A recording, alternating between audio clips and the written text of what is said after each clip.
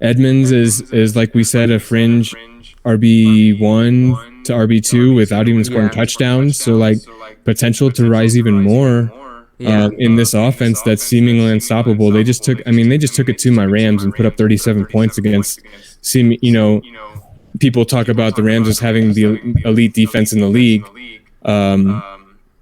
This is just Arizona offenses. I mean, Kyler Murray, is he going to be more of a fantasy asset than even Derrick Henry is going to be at this point? The way that he's putting up points, he's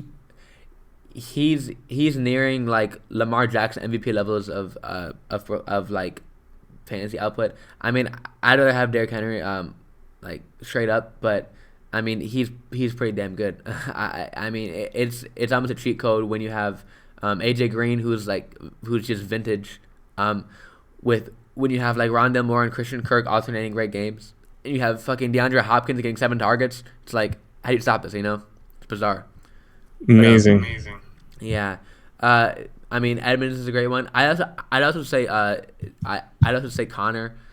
So like, I mean, all three of those guys, Connor, Murray, and Edmonds, because Connor's proving that he's gonna be viable and in good matchups, like especially because he's gonna score like touchdowns. So I mean, like after week 2, it was like he's dead, but now he's definitely startable. Yeah. And then like I think my biggest faller for receiver has to be Allen Robinson.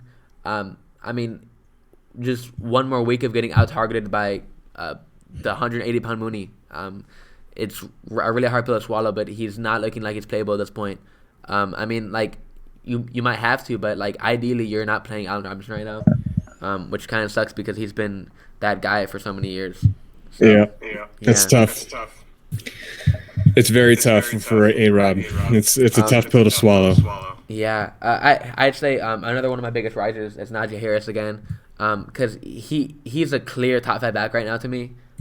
Whereas I thought his ceiling was capped at this. Like this was his like ceiling for me, but it's looking like he can even get higher if his offense like scores more.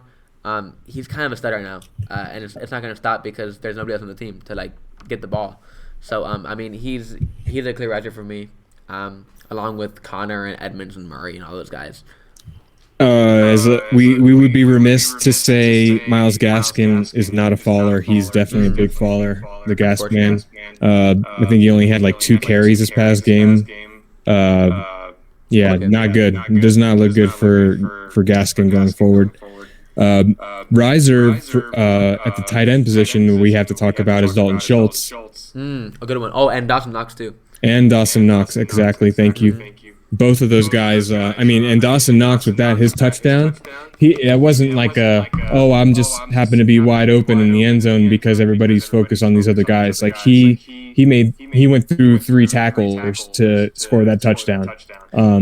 So he's being athletic and he's being powerful and he's making shit happen after the catch. So, he should definitely be on your radar. And if you're a tight end needy team, certainly worth a pickup and a play.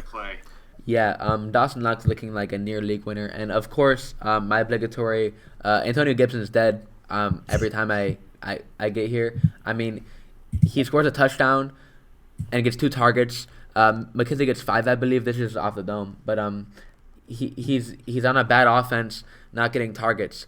That like I don't care how talented you are, you can't succeed in that environment. And as the season progresses, you'll see he's not gonna play well.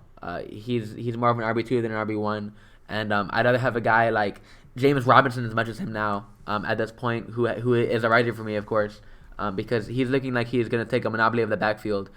Even if he's less talented than Gibson, he's going to get a higher market share with more targets. So I mean, Robinson's a riser, Gibson's a faller for me. So my last nugget to take away, and I'm going back to my boy Lamar. I mean, we've been hitting on it every week on how much of a cheat code he is. Here's one more stat to show you just how much of a cheat code he is. Dak Prescott, who's everybody's very happy with, right? If he's your quarterback for the most part, he's got 131 in this. I'm sorry.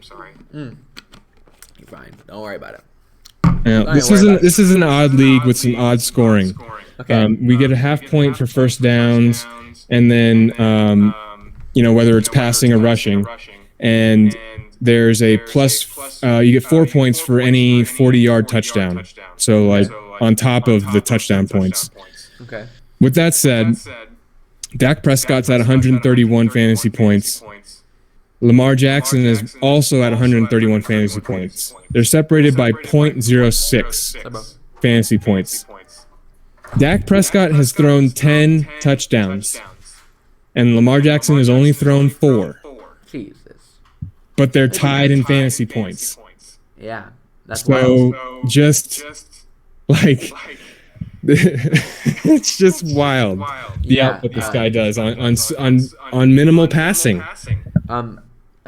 Despite Kyler having a higher ceiling season long, they're still known with a higher ceiling weekly because Lamar's gonna rip off an 80-yard touchdown one of these weeks, and it might happen twice in the same game. So he's a stud. And then throw a 60-yarder on top of that. You know, it's just one of the best owns in fantasy, Lamar Jackson. And getting, I've had the pleasure of watching them play 3 times already, and God, I'm freaking glued to every play, man.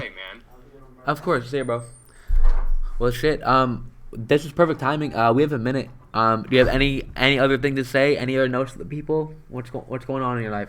No, just that winter is coming, and defenses will be right there with the cold, man. So enjoy this insane offensive output while you can, because things will start to correct themselves. Winter is coming. You know what that means? It's Derrick Henry season. Hey, the Yeti.